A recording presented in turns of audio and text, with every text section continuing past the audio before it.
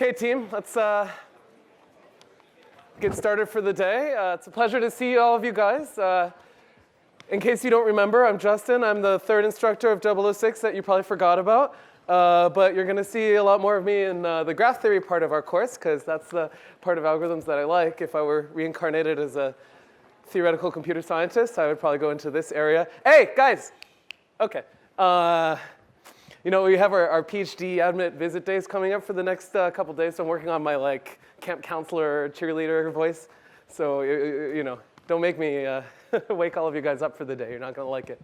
But in any event, right, so in 6006, if you look back at the course outline, we're officially starting part 2 of this class. There are a few corollaries to that fact. So unless there are any questions about that, we'll get started with our new unit in 6006, which is graph theory. If you're wondering, there's a graph on the screen here. But of course, we'll fill in a little bit more information today throughout our lecture. When I was learning how to teach, which I'm still doing, actually my PhD advisor told me, if you want somebody to learn something, you have to write it as big as possible. And so I'm really leaning into that approach today in our slides. So in any event, right, so today we're going to have our first lecture on graphs, which I think will somewhat be a review for many of you guys. And if it's not, that's cool too, because we'll start from the beginning and kind of build up all the notions that we need to understand and process graphs, and hopefully by the end of lecture have some style of algorithm for computing the shortest path from one vertex to all the other ones. So in case we forgot a little bit of terminology, a graph, some people call this a network, but sometimes that term is overloaded with a few different kind of variations on the theme, is a collection of two things, right? That's what this parentheses notation means. There's a set of vertices and a set of edges, right? And the edges, like you can see in the sort of third point on our screen here, are a subset of V cross V. Now this is fancy notation for something really, really simple. Right? Because what is this telling me? This is telling me that an edge, like in the picture that we see on the screen here, is just something that connects two vertices together. Right? So if I think of there being a pair of vertices like the from and the to, right, then that is a subset of the cross product of V in itself. Right? So hopefully the notation in that third line on the screen makes some sense. This is just fancy notation for edges are pairs of vertices. But of course, inside of that notation, there are two special cases that we care about in this class. One is when you have a directed graph, and one is when you have an undirected graph. Because I said them in opposite order from what's on the screen. Right? So in an undirected graph, I guess we still think of an edge like a pair of vertices, but really I should have notated this slightly differently. In fact, maybe I'll revise it in the slides before they go into OCW, where instead of writing E equals W comma V, I should write, in fact, equals V comma W. And notice that there's a slight difference between the notation on the slide and what I've written on the board, which is this set notation here. What's the difference between parentheses and squiggly lines is that this guy is unordered. This is a set of things. And what's on the board is ordered, right? Or what's on the screen, rather.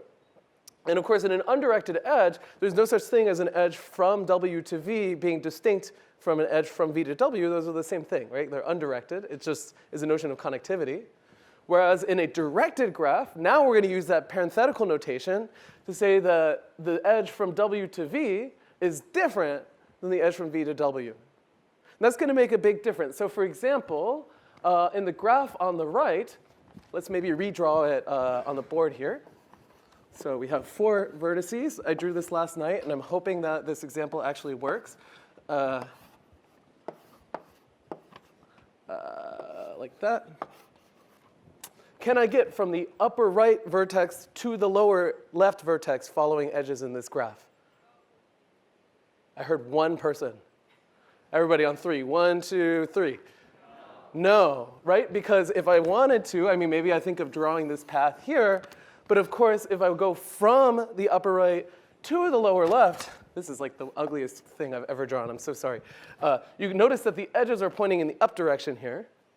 And so I'd have to go kind of against the stream of the water, but that's not allowable in the directed graph case. Of course, I'm already anticipating the notion of a path, which we haven't really defined yet. But I think intuitively, that's sort of the big difference between a directed and undirected graph. Does that distinction make sense to all of y'all, or have I managed to lose you in 4 minutes or less?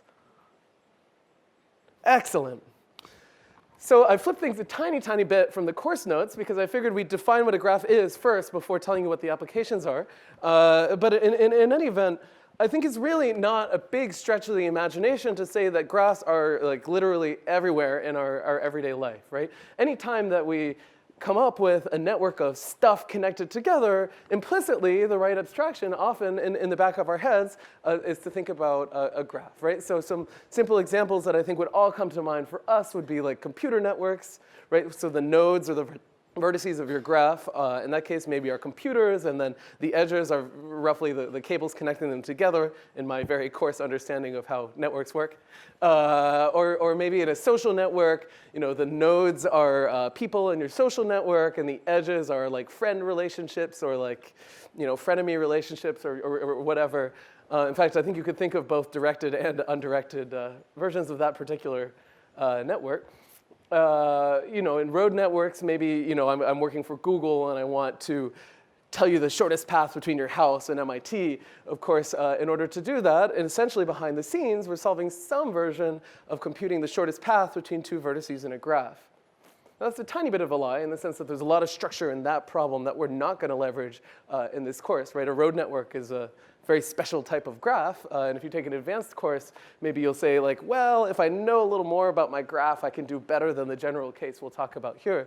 But the basic algorithms that we'll talk about in 6006 are certainly relevant in that case and are really the building blocks for what goes on in the tools that are used every day on your phone when you open Google Maps or Waze or whatever.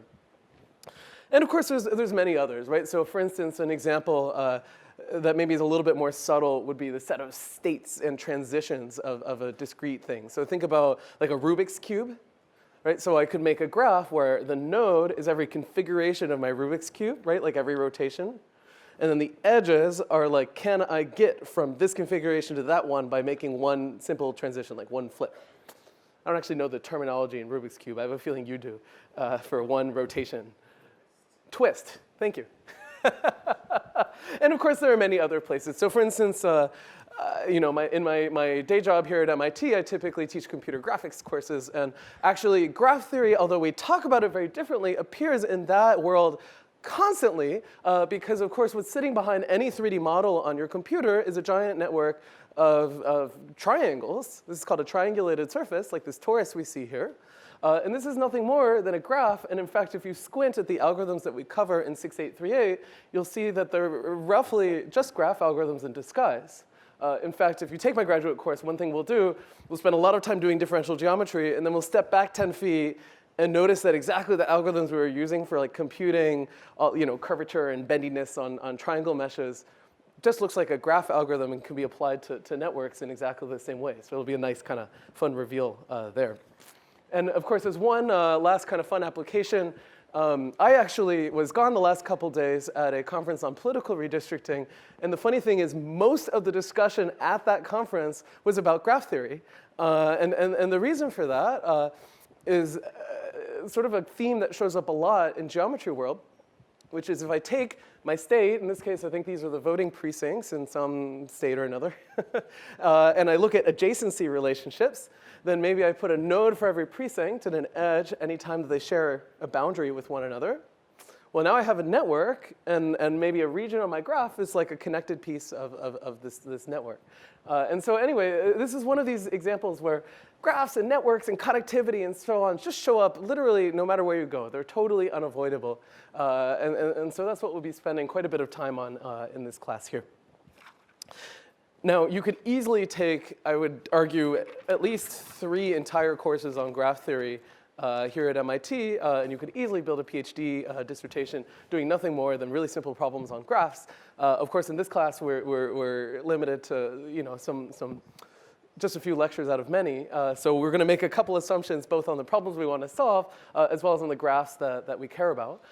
So in particular, one simplifying assumption, which actually really doesn't affect many of the algorithms we'll talk about here, but is worth noting explicitly, is that we'll mostly be thinking about a particular type of graph, which is a simple graph. And in fact, often depending on how you define your graph, you kind of accidentally made your graph simple, even if you didn't intend to. So for example, we wrote that our edges were a subset of v cross v, which maybe means that I can't have multiple edges that sort of traverse the same pair of vertices. So let's see an example of a graph that is not simple. So sorry, I haven't actually defined it. A simple graph is a graph that has no self loops, so I can't go from a vertex to itself, and every edge is distinct. So let's make the most non-simple graph we can think of. Like, let's say I have two vertices. So maybe if I want to make so there's a graph, right? Two vertices and one edge. This is simple. If I wanted to be annoying and make it not simple, maybe I'd take this edge and I'd like duplicate it 3 times just for fun. That violates the second assumption. And now to make it even worse, I could violate the first one by adding an edge that goes from this vertex to itself. This is not simple. I don't know what you would call it, actually. Like a general graph, I guess. Complicated, because it's not simple. I don't know. Yeah. A multigraph. I always thought of that as something. Anyway, it doesn't matter. But in any event, in this class, we're not going to worry about this particular circumstance. And of course, in many applications of graph theory, that's totally reasonable assumption to make. Any questions about definition of a simple graph? OK, so from now on, whenever we think about a graph in the back of our head, we're going to think of our graph as simple. There's one nice property that a simple graph has, which I've written in really big text on the screen here, which is that the edges are big O of v squared. And in fact, let's expand that formula just a tiny bit. So there's sort of 2 cases, right? One is when my graph is undirected. The other is when my graph is directed. Yeah. So if I have a directed graph,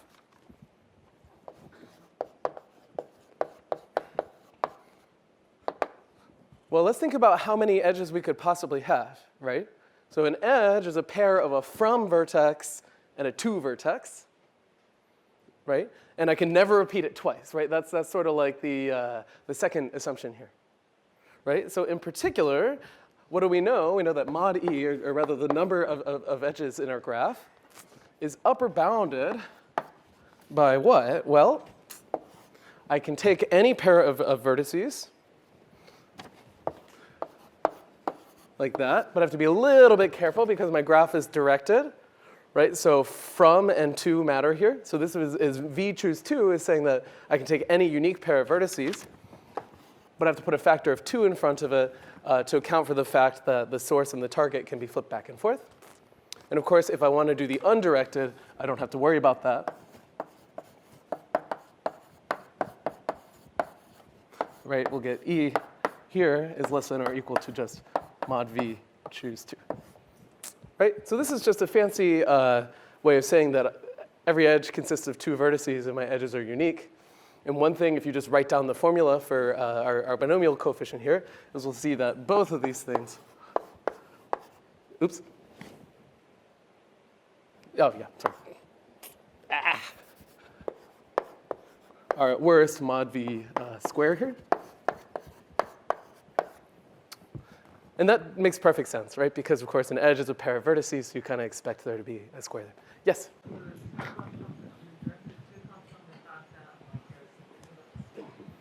I'm so sorry, I can't hear you. Sorry, so the 2 comes from the fact that it's from the swap. Yes, exactly. So the 2 for the directed case comes from the fact that an edge from V to W is different than an edge from W to V.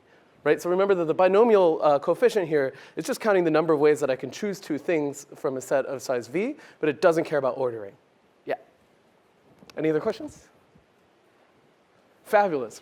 So why is this going to matter? Well, these sorts of bounds, I mean, they might seem a little bit obvious to you, but we're going to write down graph algorithms, and now when we analyze their runtime and the space that they take, we now have like sort of 2 different numbers that we can think about, right? The number of vertices and the number of edges.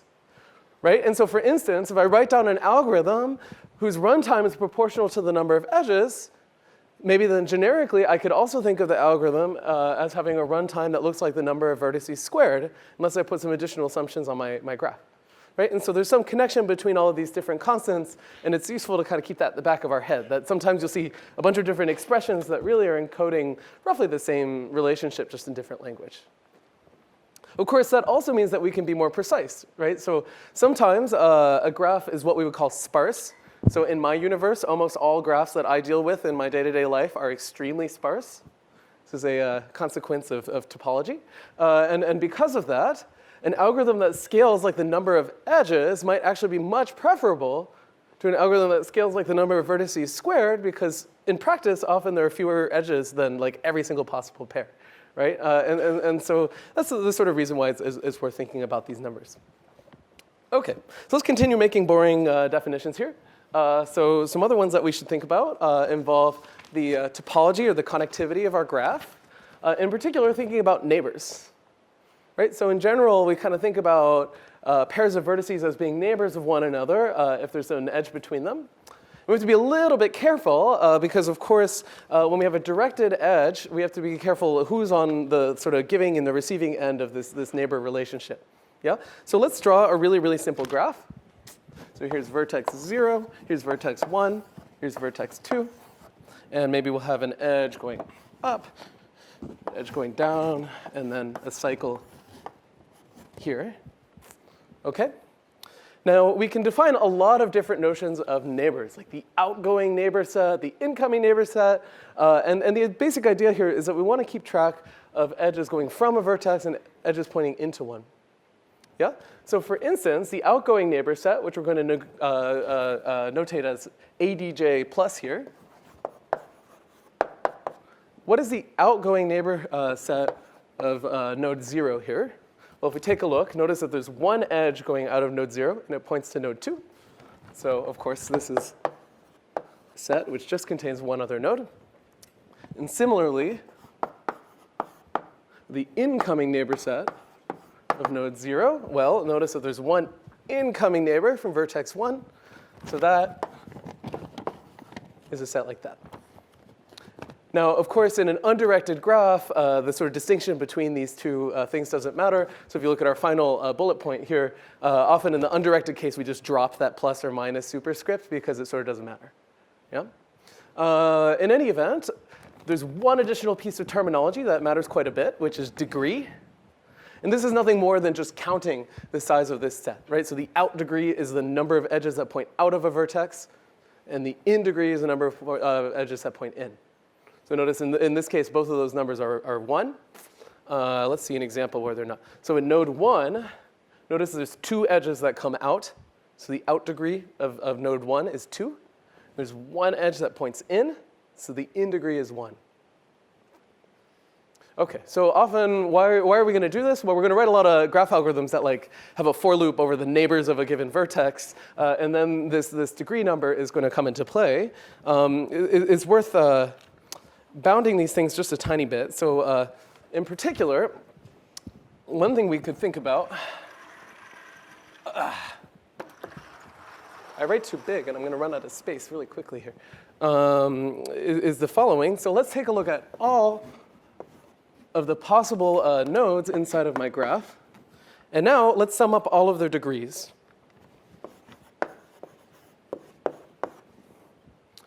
Right, so like I'm going to, let's see, if I look at this graph, then notice there's 3 edges adjacent to this vertex here, 3 edges adjacent to that one, 2 adjacent to this, so I sum them all together. So just a convenient bound to have around is to sum these things, because we're going to have algorithms that look like for every vertex, for every neighbor, do something. So we might as well know kind of roughly how much time that's going to take. Let's think about this. So what do we know? In an undirected graph, every edge is adjacent to 2 vertices, right? So if we think about how we account for degree, what do we know? Well, we know that an edge sort of contributes to the degree of 2 different vertices, right? So if we think about it carefully here, what we're going to see is that if our graph is undirected, oh, oops. Sorry. Is that right? Wait, I'm backward again. So if I have a graph with 2 vertices and 1 edge and it is undirected, notice that the number of edges here is 1. What is the sum of the degree? Well, it's 1 plus 1 equals 2. Yeah. So there's a 2 here. If my graph is undirected, and E if my graph is directed, if what I'm counting is just the outgoing degree. That makes sense? I think I managed to totally botch that sentence, so maybe let's try that again. So if I'm counting just the number of edges pointing out of every vertex, and I count that over all of the possible vertices, then there's two cases, right? One is directed and one is undirected, right? So in the undirected case, you get a 2 here because essentially every edge is simultaneously ingoing and outgoing, whereas you get a 1 as a coefficient in the directed case. Does that make sense? I'm sorry, I botched that for a second. Okay, excellent. Okay, so that's going to be a useful bound for us later on. Now, when we think about graphs, of course, we just spent the last couple weeks thinking about data structures. We should think about how to store a graph on a computer, and there's many different options. In fact, really, one thing that you can do is sort of pair, just like when we talked about sets, right? There are many different ways to store sets, and one way to think about it was, depending on how we're going to interact with that set, we might choose one data structure or another to sort of optimize the types of interactions we're going to have with that set and make them as fast as possible.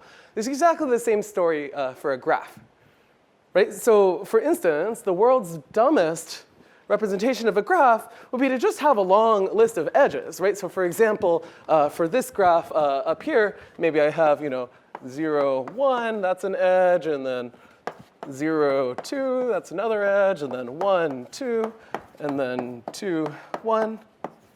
There's a big list of edges, really a set. I don't care about the order. First one's 1, 0. Oh, you're right. I'm sorry. Yeah, the edge points up. Thanks, Eric. Or not Eric. Jason. OK. So let's say that I have a graph algorithm, and I'm going to have to do something like check whether there exists an edge from V to W a bunch of times. How long is that going to take in this data structure? Well, if I just have like a hot mess, disorganized list of edges, and I want to know, does there exist an edge from V to W, all I can do is write a for loop that just goes along this set and says, like, is this edge that I'm looking for? No. Is that the edge I'm looking for? No. Right? So every single time I want to find an edge, it's going to take me time proportional to the number of edges in my graph, which could potentially be up to V squared. Yeah, so this is not such a great representation of a graph on my computer. Right? So if we're thinking back at our data structure, we might say, OK, so an edge list is probably not the way to go. Although notice that the way we notated like what is a graph kind of looks like an edge list. But in any event, the more common thing to do is to store something like an adjacency list. So right, so the basic idea of an adjacency list is that what I'm going to store is a set that maps a vertex U to everything adjacent to U, right? So in other words, I'm just going to keep track of all the outgoing edges from every vertex. And now I have to decide how am I going to store this object. And oftentimes, we're going to have to answer queries like, does there exist an edge from V to W, right? So how could I do that? First, I would look up V, and I get back sort of a list or a set of all the things that are adjacent to V. And I have to query that thing, and I want it to be pretty fast. So maybe what I do is I store the set of adjacent stuff as something like a direct access array or a hash table to make that lookup fast.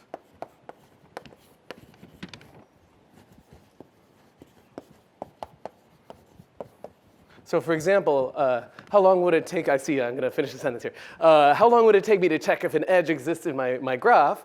Well, what would I do? I would first pull out this object, and then I'd look inside of here, right? So if I stored this as a hash table, then an expected time, I would have order 1 lookup, right? Because this is order 1, and then you have another order 1 lookup there. So we went from V squared to 1 with one simple trick. Yes? Does it matter what direction of the That's a great question. So there's a design decision here. I'm sorry, in my head, I think a lot about undirected graphs, and I'm going to make this mistake a lot, and I'm glad that you caught me. There's a totally reasonable thing to do, which is maybe just to keep track of the outer edge, the outgoing edges for every vertex. This is a design decision. For an algorithm, maybe I want to keep track of the incoming edges, whatever. I just have to make sure that it aligns with what I want to do with my graph later. Yep, excellent point. Sorry, as a geometry person, we rarely encounter directed graphs, but it's important to keep remembering that not everybody works on the same problems that I do. Okay, now if I wanted to be totally extreme about it, as just a third example of representation, which actually in some sense you could think of like an adjacency list, would be an adjacency matrix, where now I just keep like a giant V by V array of like, does this edge exist? Does that edge exist? Now it's really, really easy to check if an edge exists. But now let's say that I make a graph algorithm that's going to have a for loop over all the neighbors of some vertex. Right? So here, if I wanted to loop over all the neighbors of U, I could do that in time proportional to the number of neighbors of U. But if I just have a big adjacency matrix, just a bunch of binary values, like for every pair of vertices, are these vertices adjacent, yay or nay? If I want to iterate over all my neighbors, now I have to iterate over all the vertices and check, is that number 1, and then do something. So actually that can incur some additional time and additional space. Does that make sense? So in any event, that's a sort of the lazy man's graph representation. I use it a lot when I'm coding because adjacency matrices are easy to work with. But it does incur a lot of additional space. And it's not always the most efficient thing, even if you have the space, because iterating over neighbors, it actually can take quite a bit of time. Okay, so the real point of our lecture today is to start introducing sort of the canonical problem that we all worry about on graphs, which is computing paths, in particular shortest paths. So the first thing we should do is of course, define what a path is on a graph. So we're going to think about our graph like a road network, right? And let's think of maybe every node here as an intersection, right? So this is roughly Kendall Square. See, it's a square. But in any event, let's say that I want to find, maybe question 1 would be, does there exist a way to get from vertex 1 to vertex 3? And then a better question to ask would be, does there exist a short way to get from vertex 1 to vertex 3? Then, of course, the first thing I have to do is define my enemy. I have to define what I'm looking for, which is a path. So a path is nothing more than a sequence of vertices in a graph where every pair of adjacent vertices in that sequence is an edge. I think this all aligns with our intuition of what a path is in a graph. So for instance, here's a path, P equals V1, V2, V3.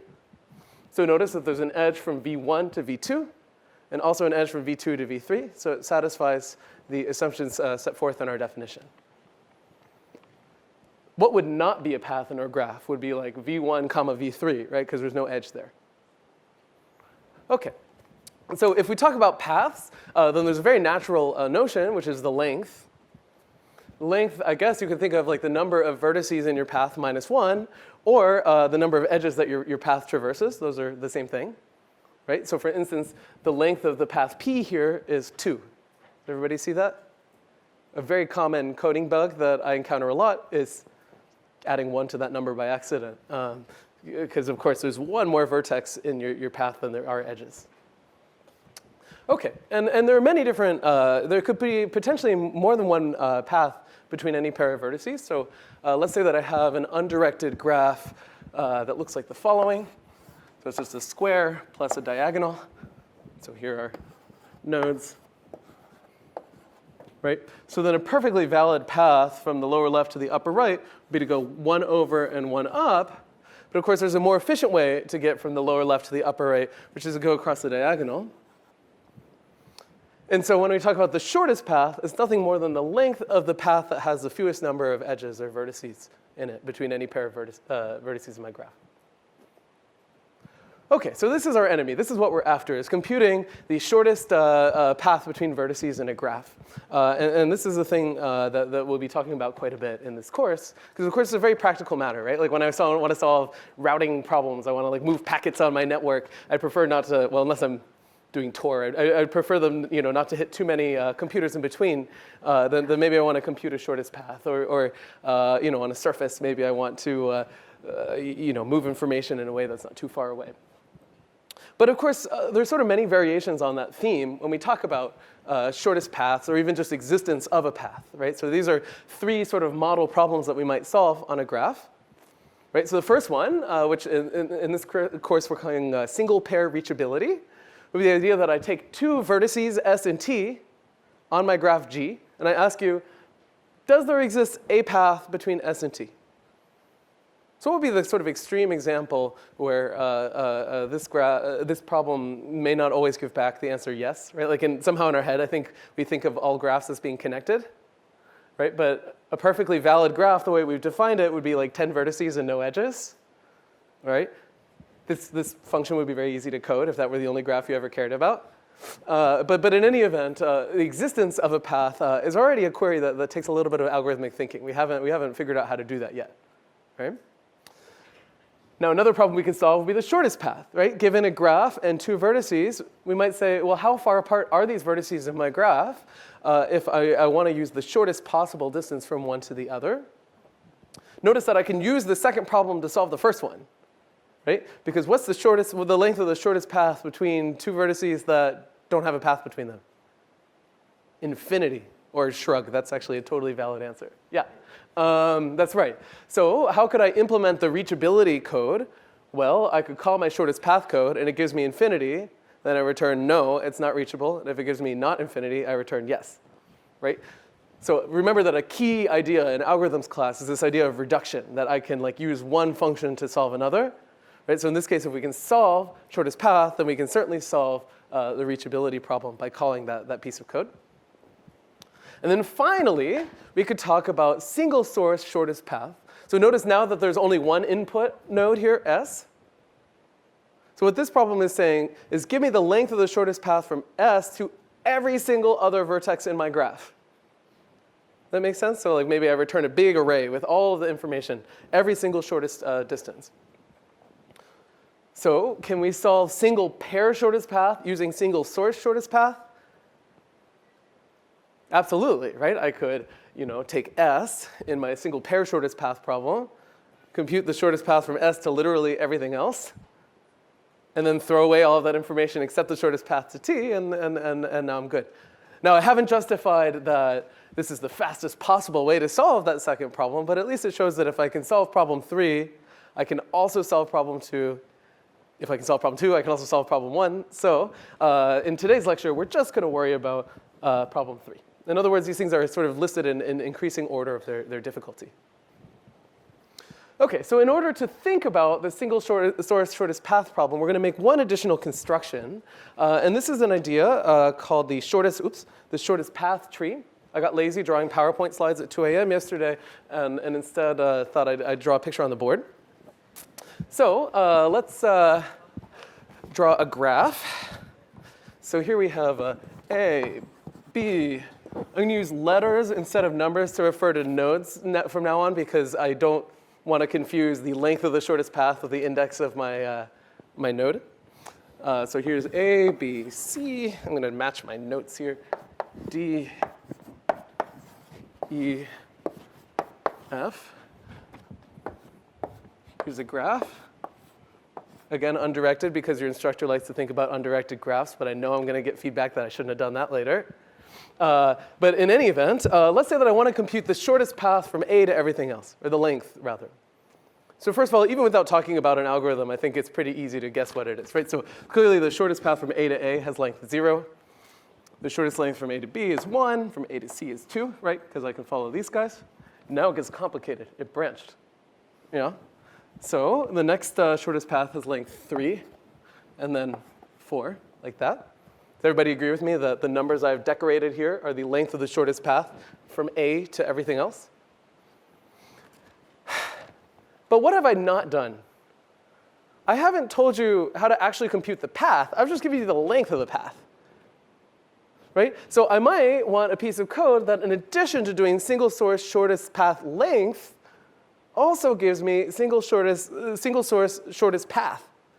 So initially, when I think about that, I might think about, well, how do I even write down a data structure that can store all of those paths, right? Well, every path could have V vertices in it, right? It could be that for whatever reason, there's a lot of branching in my graph and all the paths are super long. Actually, I guess I have to think about whether branching would make them longer or shorter. But in any event, I could have a really boring data structure that just for every single vertex keeps track of the shortest path from A to that vertex. How big would that data structure be? Well, if the only bound I have on the length of a path is that, well, certainly at most it takes all the vertices in my graph, right? Then any one path will take v space. So that would take v squared space total. That wouldn't be so good, right? Because somehow I have an amount of information on my graph currently that's linear, right? It's just the length of the path. If I want to actually reconstruct that path, initially it sort of spiritually feels like I need way more space to do that. But the answer is that we actually don't, that we're going to only need linear space. And the idea for that is to store an object called the shortest path tree. Yes? Is recursion to graph still a piece where it's basically making reverse on except in the previous So the question was about recursion. We haven't actually written down any graph algorithms. So we're going to defer on that until we actually recurse. And then we'll think about it more carefully. Yeah. But it's a totally reasonable question. There are plenty of recursive graph algorithms out there. And then we'll have to do our accounting very carefully, for sure. Right. So instead, we're going to define an object called the shortest path tree. And the basic trick here is to say, well, how did I get from A to C? Well, there's always a vertex, which is its predecessor on that shortest path. And shortest paths have this really beautiful property, right? Which is that the shortest path from A to C, if I truncate it, right? So like it goes A to B to C, then the truncated one is also the shortest path to that previous vertex, right? So let's think about that a little bit, because that sentence was, as usual, poorly phrased by your instructor. So let's say that I have the shortest path from A to D, which is very clearly A, B, C, D. I think we can all agree. And now I take like this sublist. I just look from A to C.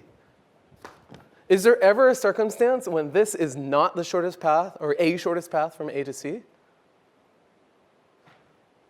No, right? Because if it were, right, if there existed a shorter path from A to C, I could like splice it in here and find a shortest path from A to D. You see that? So based on that reasoning, rather than storing like this giant set of shortest paths, sort of actually applying in some sense this recursive suggestion, instead I can just think of the one vertex that's before me in my shortest path. I'm going to trace backwards. So let's take a look at our graph here. Essentially, the object I'm going to keep track of is like a predecessor, right? So what is the predecessor of f on the shortest path? It's actually either D or E. It doesn't matter in this case. So maybe the predecessor is E for fun, right? What's the predecessor of E? Well, clearly the previous edge or vertex on the shortest path is C. Similarly for D, now we have B and A. We have a bunch of arrows that point this way, right? So for every vertex, I'm just going to stare at an arrow pointing toward the previous vertex on the shortest path. I'm not going to store the whole shortest path, just the very last edge. So first of all, how much storage does this take? It takes V space. Do you see that? Or the size of the vertices space. Because every vertex just has to store one thing, which is the previous vertex on its shortest path. Yeah? Now, what is my algorithm for tracing shortest paths? It's really simple, right? I just start walking along these edges all the way until I get back to A. Now, this object is called a shortest path tree. Notice I snuck in one additional word, which is tree. Why is that? Can I ever have a cycle in this graph? Wouldn't really make any sense, right? These are shortest paths. You should be able to kind of follow the gradient back to the original vertex. OK, so in other words, I'm going to basically decorate my graph with one additional thing. We'll call it P of V, which is the previous vertex on the shortest path from my source point to my vertex V. And what I think I've tried to argue to you guys today is that if I have this information, that's actually enough to reconstruct the shortest path. I just keep taking P of V, and then P of P of V, and then P of P of P of V, and so on, which sounds more complicated than it is, until I trace back to my original vertex. And this object, conceptually, is called the shortest path tree. Any questions about that? Yes? If I had an edge that connected A to D, OK.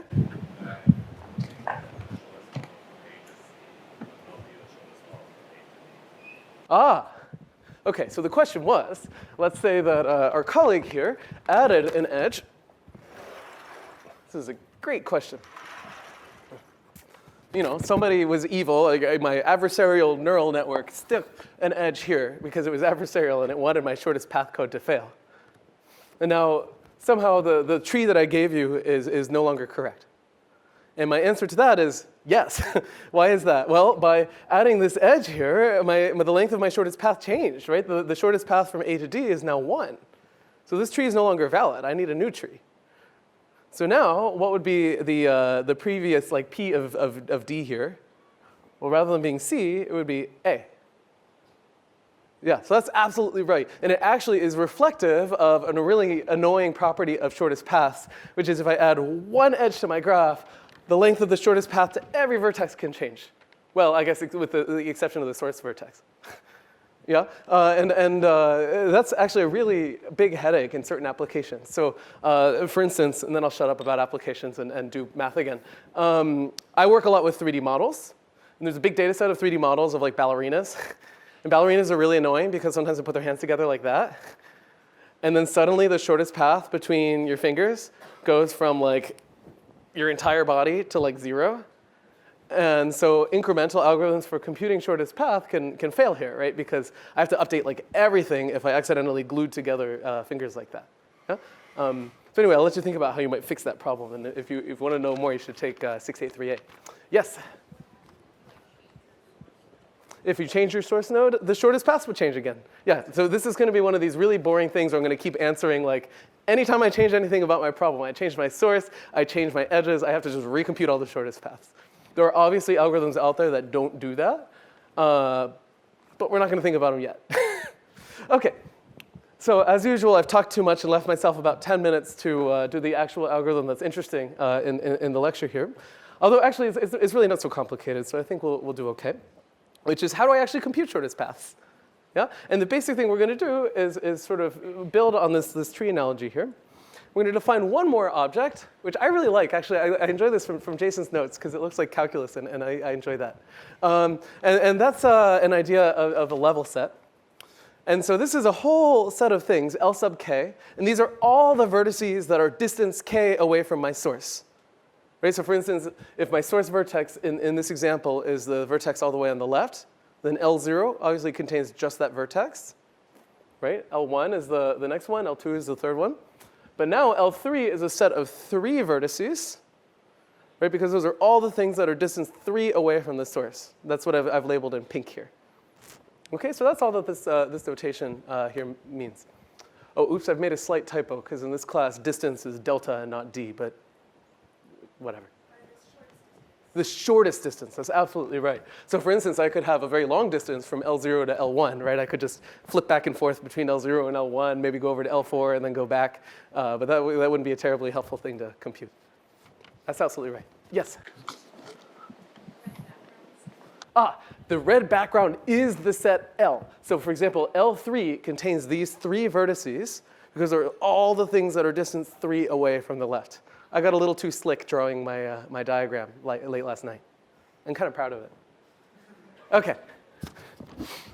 So essentially, if I wanted to compute the length of the shortest path from vertex all the way on the left to all the other vertices, one way to do that would be to compute all these level sets and then just sort of check what level set I'm in, right? So we're going to introduce an algorithm called breadth first search, which does roughly that. So breadth first search, the way we'll introduce it today, is going to be an algorithm for computing all of those level sets, L sub I. And then from that, we can construct the length and even the shape of the shortest path. So now I'm going to move to my handwritten notes. OK. And here's what our algorithm is going to do. I'm going to write it in a slightly different way than what's in the course notes and on the screen, but only slightly. So first of all, one thing I think we can all agree on is that level set 0, oh, that's cool. This chalk bifurcated. It contains one node. What should that node be? The source, right? Because the only thing that's distance away is 0 away from the source is the source node. Yeah? OK. And in addition to that, we can initialize the distance from the source to itself.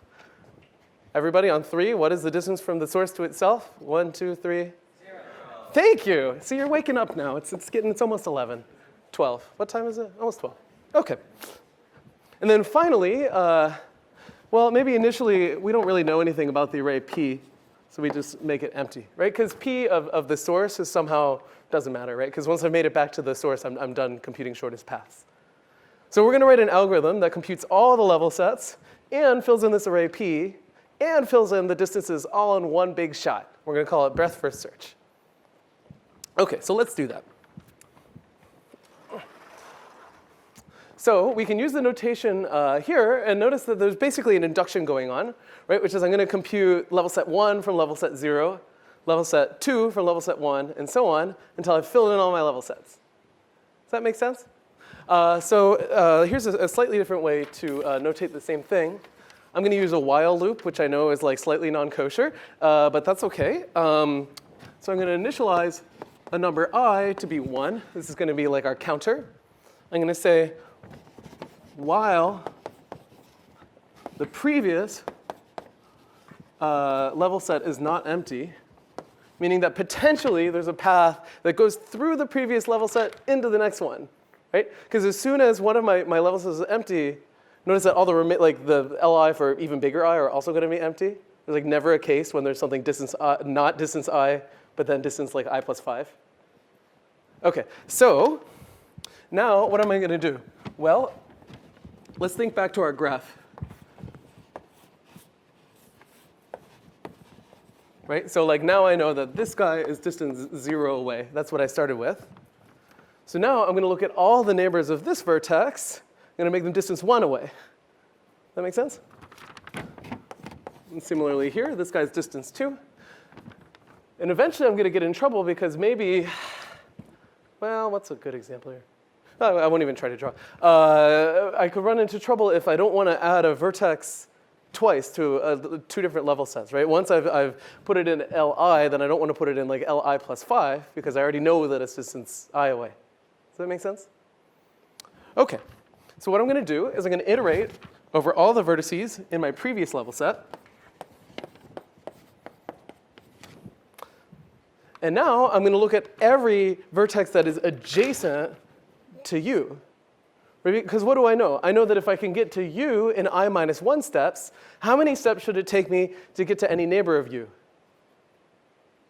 I steps, right? Because I can go through the path, which is length I minus 1, add 1 additional edge, and now get to that new guy, right?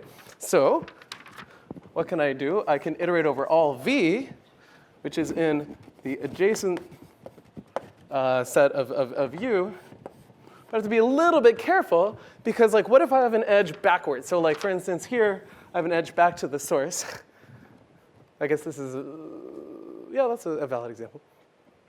Like I wouldn't want to add the source to like the 3rd level set because I already added it in a previous guy, right?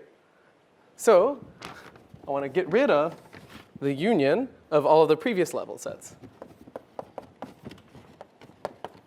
Does that make sense? So in other words, I'm only going to look at the adjacent vertices that I haven't visited yet in my level set computation algorithm.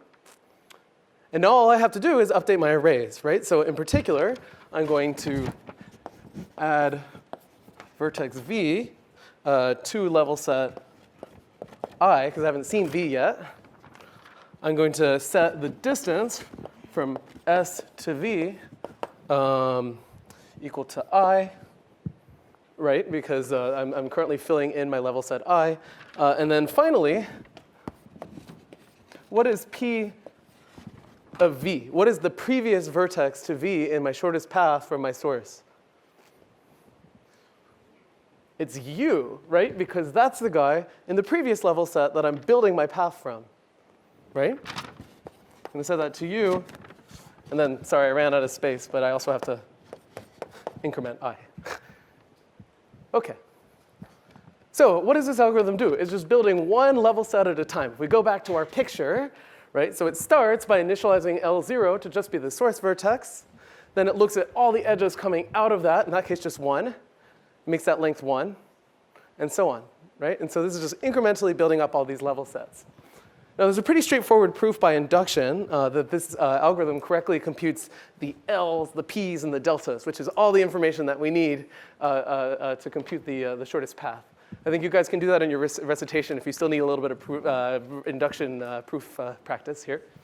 And the final thing that we should check is what is the runtime of this algorithm. I'm going to squeeze in there just at the last second here. So let's take a look. So first of all, I did something a little, oh, oops. No, that's okay. In my algorithm, actually in step 0, I had to make an array, which was the size equal to the number of vertices. Remember that in 6006, how much time does it take to allocate memory? Yeah, it takes the amount of time proportional to the amount of memory that I allocate. Right? So already that's step. I see your hand, but we're low on time, so we're going to make it to the end. Already we've incurred v time, right? Because our shortest path array takes v space. But in addition to that, we have this kind of funny for loop where for every node, I have to visit all of its neighbors. Now, first of all, do I ever see a node twice here? No, right? Because I'm going in order of distance. And the second that I've seen a node in one level set, it can't be in another, right? That's sort of our basic construction here. Well, conveniently for you guys, we already proved exactly the formula that we need. And if I'm lucky, I didn't erase it. Yeah, here we are.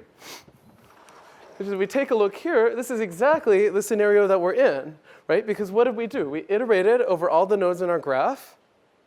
And then we iterated over all the neighbors of those nodes. And that's the basic computational time in our algorithm. So that for loop, or that while loop, rather, in my code is incurring time proportional to the number of edges.